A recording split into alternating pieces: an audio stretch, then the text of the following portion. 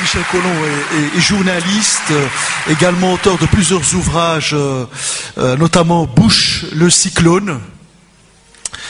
Vous avez également Monopoly, Poker, Menteur, Attention, Média. Un bouquin également très intéressant. Voilà, qu'il aura l'occasion de présenter. Et donc, Michel Collomb seront également régulièrement en Amérique latine, où il y a quand même des choses très intéressantes qui se déroulent maintenant depuis une dizaine d'années, notamment au Venezuela, chez Hugo Chavez. Et puis, s'il a été invité par les organisateurs, c'est parce qu'il a un discours pertinent, transparent, et qu'il va développer une thématique qui est l'une des plus importantes, si pas peut-être la plus importante. Vous le savez qu'actuellement les médias jouent un rôle central, capital. Certains parlent des médias comme étant le quatrième pouvoir. De plus en plus, on le présente comme le deuxième pouvoir, peut-être même le premier pouvoir. Et donc on va écouter Michel Collomb pendant 35-40 minutes. Donc on va raboter de 10-15 minutes votre temps, chers orateurs. Voilà, sur une thématique des plus importantes, rôle des médias et de l'Union européenne. Michel Collomb, à vous la parole.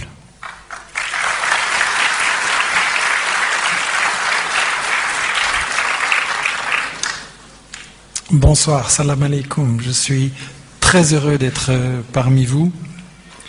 Heureux aussi de voir que vous êtes nombreux et soucieux de ce qui se passe à Gaza et de ce que nous pouvons faire pour empêcher le retour d'événements semblables.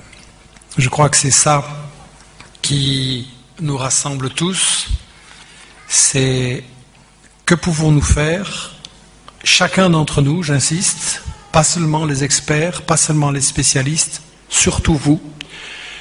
Que pouvons-nous faire pour mettre fin à ce massacre? Car nous savons tous que à Gaza, ce n'est pas la paix, c'est juste une trêve provisoire en attendant la nouvelle agression, le nouveau massacre. Et donc notre rôle est absolument fondamental pour arrêter ça, pour renforcer la solidarité, pour renforcer les forces qui arrêteront l'agression.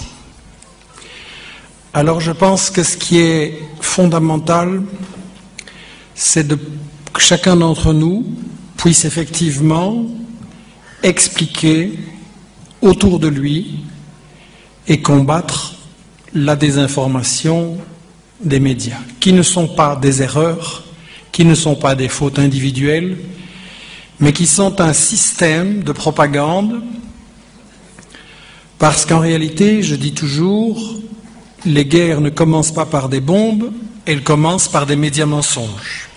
Lorsqu'un gouvernement a décidé d'attaquer un peuple, que ce soit au Moyen-Orient, en Amérique latine, en Afrique, n'importe où, la guerre est précédée et accompagnée d'une guerre d'une propagande de guerre en fait, d'une propagande qui vise à ce que l'opinion publique ici, en Belgique, en France, en Europe, soutienne ces gouvernements ou en tout cas ne résiste pas comme il faudrait. Et c'est donc effectivement la chose que j'ai étudiée dans les guerres des 20 dernières années, Irak, Yougoslavie, Afghanistan, et les guerres non déclarées comme au Congo et ailleurs. Ce que j'ai étudié, ce sont les règles de la propagande de guerre. Il faut absolument que chacun apprenne à les repérer tout de suite quand il reçoit une information et puisse l'expliquer à son voisin, son collègue de travail, son camarade de classe, etc. Les 5 principes de la propagande de guerre que vous allez retrouver dans chaque conflit sont occulter l'histoire, occulter les intérêts économiques, diaboliser l'adversaire, présenter notre camp comme n'attaquant pas un peuple mais seulement un dirigeant, et enfin monopoliser l'information, empêcher le vrai débat. Ces 5 principes-là, on les retrouvera dans tous les conflits. Et j'en dirai 2 mots tout à l'heure à propos de l'affaire récente, mais c'est important de pouvoir les repérer en général.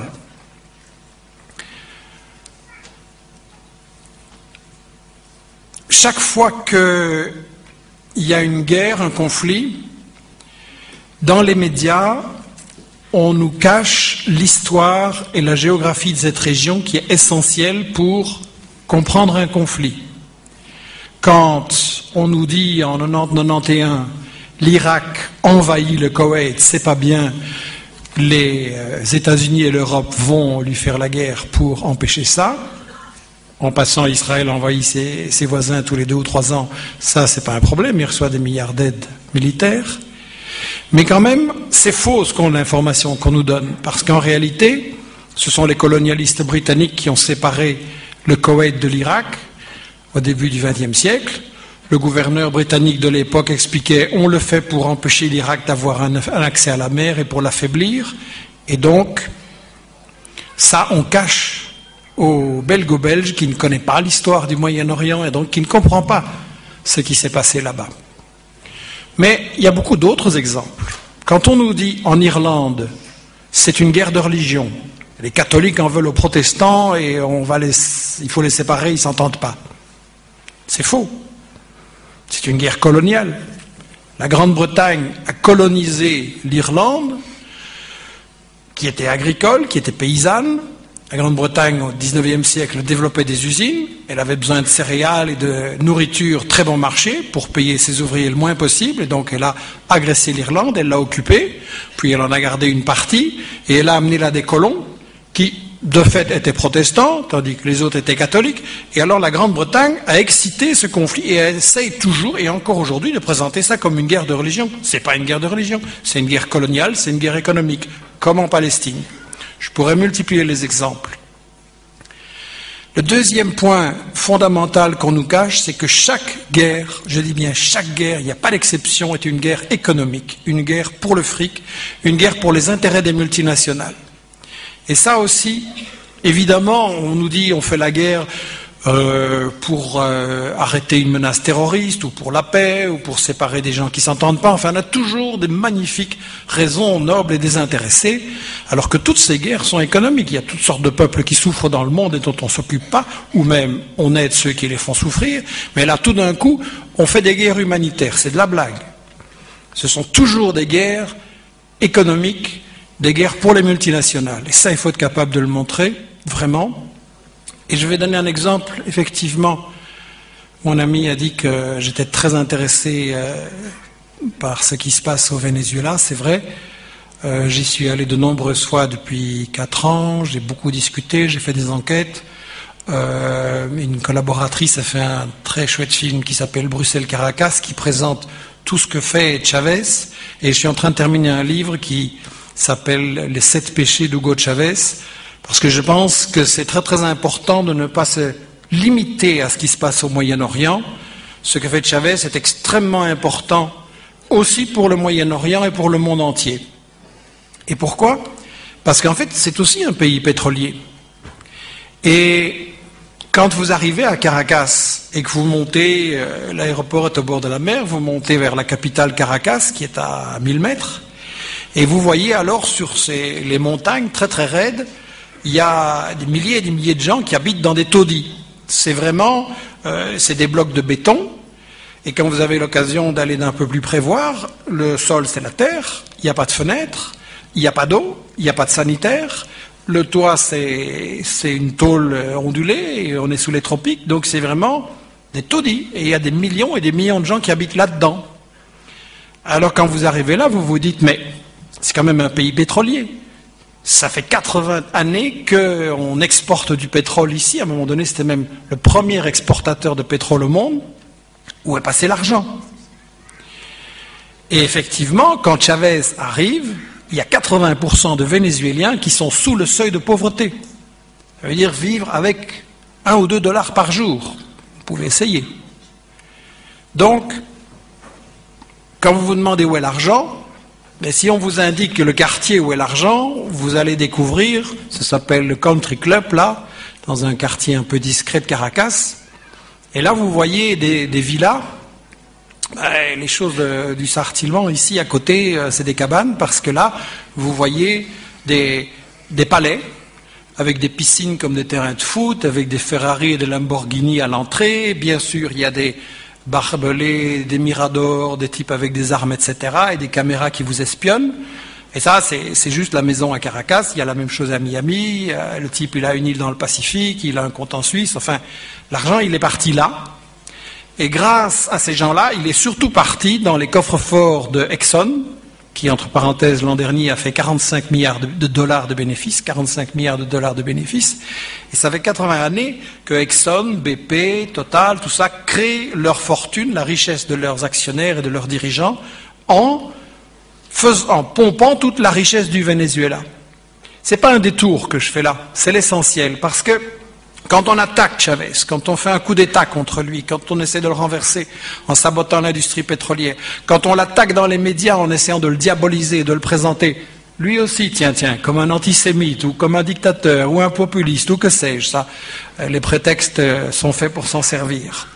En fait, quand on attaque Chavez, c'est pour cacher une seule chose, c'est que nous, multinationales de l'Occident, avons décidé que le pétrole nous appartient, que la richesse nous appartient, et qu'elle doit nous servir à nous, et que les Vénézuéliens, ils peuvent crever, ils peuvent rester dans leur pauvreté.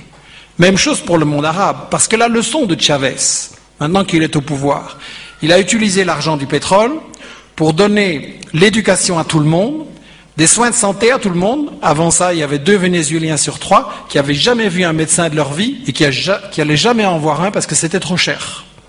Donc ça, c'est une leçon fondamentale. D'abord pour le Moyen-Orient. Vous savez que dans certains pays du Moyen-Orient, il y a, on construit des tours, là, des hôtels, où c'est à qui va construire 100 mètres plus haut que le précédent, et le tarif la nuit, c'est 20 000 €. Donc il y a des gens dans ce monde-là qui en dépensent 20 000 € pour une chambre, une nuit. Et l'argent du pétrole, il part à ça, pendant qu'on connaît la misère qu'il y a au Caire, qu'il y a dans une grande partie du monde arabe, et on sait que si l'argent du pétrole était bien utilisé, honnêtement et de façon solidaire, on pourrait mettre fin, mais rapidement, à la pauvreté et construire une économie qui permettrait à tous de vivre dignement. Ça, c'est un principe de la propagande de guerre. Il faut cacher à l'opinion belge et française que quand on attaque Chavez, quand on attaque les Palestiniens, quand on attaque les Irakiens, c'est pour garder le droit de certains milliardaires d'aller passer des nuits à 20 000 € pendant que le reste de la population y crève de faim. C'est des guerres économiques, c'est des guerres pour ça. Le troisième grand principe de la propagande de guerre, évidemment, c'est que si on veut faire détourner l'attention de tout ce que je viens de dire et que les gens ne se posent pas trop de questions, il faut, excusez-moi l'expression, leur flanquer la trouille. Donc, il faut diaboliser l'adversaire, faire croire qu'il est très menaçant. Et là, vous avez petit A, les armes de destruction massive, petit B, les terroristes, petit C, les fanatiques intégristes. Si vous pouvez mélanger le tout, c'est encore mieux. Il faut flanquer la trouille, comme Bush l'a fait à partir du 11 septembre, pour persuader les gens aux États-Unis que vraiment il y avait un grand danger, que tout le monde allait les attaquer. Et donc, il faut diaboliser l'adversaire, publier des images d'atrocités. Si on n'en a pas, on les invente. Sinon, on va les chercher ailleurs dans les archives, toujours des images, et on les applique à quelqu'un d'autre. Quatrième grand principe de la propagande de guerre. Nous, les gouvernements occidentaux, nous voulons la paix, et nous ne voulons pas de mal à ces peuples sur qui nous lançons des bombes. C'est simplement le problème de leurs dirigeants. Et donc on va même essayer de faire croire que nous voulons le bien de ces peuples-là pour les débarrasser de leurs méchants dirigeants. Ça, c'est un principe fondamental. Il y a eu un très bon article que j'ai eu l'occasion de diffuser sur mon site il y a quelques semaines, où quelqu'un écrivait « Massacrer les Palestiniens pour libérer leurs femmes ». Ça, c'est toujours, donc, nous, on mène des guerres humanitaires. On doit aussi présenter nous-mêmes comme voulant la paix, prêts à négocier, mais c'est les autres qui ne veulent pas, et donc tout ce discours pour tromper l'opinion publique. Cinquième et dernier principe de la propagande de guerre, il faut monopoliser le débat, il faut confisquer les grands médias et les émissions stratégiques de la télévision et empêcher l'autre point de vue de venir s'exprimer et de faire en sorte que le spectateur puisse réfléchir, se poser des questions, tiens, il y a 2 points de vue, et commencer à réfléchir avec son cerveau. Donc c'est la télé pizza, la télé qu'on consomme, qu'on avale, et face à laquelle on ne réfléchit pas. Voilà donc ces 5 grands principes de la propagande de guerre, et je pense intéressant de voir rapidement comment ils ont été appliqués dans la question de Gaza. Le principe occulter l'histoire, cacher l'histoire, il a été appliqué à fond. Ce qui est interdit, je pèse mes mots, ce qui est interdit de dire dans les émissions stratégiques de la RTBF, de RTL et dans les grands quotidiens, La Dernière Heure, La Meuse et autres, qui font l'opinion, de la majorité de l'opinion. Donc, il est interdit de cacher que c'est une histoire d'un État raciste, d'un État colonial et d'un État qui pratique le nettoyage ethnique par étapes, en allant chaque fois le plus loin qu'il peut et en pensant chaque fois à l'étape suivante du nettoyage et de l'expulsion. Le deuxième principe de la propagande de guerre appliquée à la question d'Israël, c'est que l'Union européenne et les États-Unis aiment à se présenter dans cette affaire comme des arbitres neutres qui essayent de ramener la paix et de trouver une solution entre les deux camps. C'est faux. En réalité, c'est une guerre made in USA, c'est une guerre décidée par les États-Unis qui arment Israël avec des milliards de dollars d'aide militaire chaque année. C'est une guerre aussi de l'Union européenne qui vient encore récemment de décider que Israël allait pouvoir devenir quasiment un membre de l'Union européenne, juste avant la guerre. C'est clair qu'ils leur ont donné le feu vert. Et chaque fois qu'il y a ce conflit, l'Union européenne dit oui, mais Israël a le droit de se défendre. Et donc, ils se mettent, en plus, ils sont leur principal partenaire économique. Si l'Union européenne arrêtait ses relations économiques avec Israël, celui-ci serait obligé de négocier dans les 5 minutes. Et donc ça, c'est très important. Quand Israël bombarde et tue des enfants palestiniens, vous savez que c'est avec des armes vendues par la Belgique, la France, la Grande-Bretagne, l'Allemagne. Vous savez que c'est avec le soutien de Sarkozy, quand la ministre israélienne des Affaires étrangères est allée le visiter, elle a dit « Nous défendons les valeurs de l'Occident » et Sarkozy a applaudi. Donc, effectivement, quand ils bombardent à Gaza, c'est aussi Sarkozy, Merkel et nos dirigeants belges qui bombardent, il faut avoir le courage de le dire. Le troisième grand principe consistant à diaboliser, avec le Hamas, je ne pense pas que j'ai besoin d'expliquer longtemps, que là on présente Dracula, on présente vraiment un épouvantail. Je pense qu'il est interdit d'expliquer ce qu'est vraiment le Hamas, pourquoi c'est ce mouvement de résistance-là qui maintenant a le soutien d'une très très grande partie, d'une très grande majorité de l'opinion en Palestine, que même ceux qui ne sont pas pour le Hamas et qui ne sont pas de cette conviction-là soutiennent le Hamas parce qu'il résiste et que bien souvent c'est le seul qui a une grande capacité de résistance. Et donc il faut faire tout un film, tout un cinéma pour faire peur avec le Hamas, cacher qu'en réalité il est prêt à une solution juste, qu'il a des positions raisonnables, qu'il a déjà fait et est prêt à faire des concessions. Il faut absolument diaboliser et, encore une fois, excusez-moi, mais flanquer la trouille, parce que c'est vraiment ça qui est nécessaire pour que l'opinion marche et ne réfléchisse plus.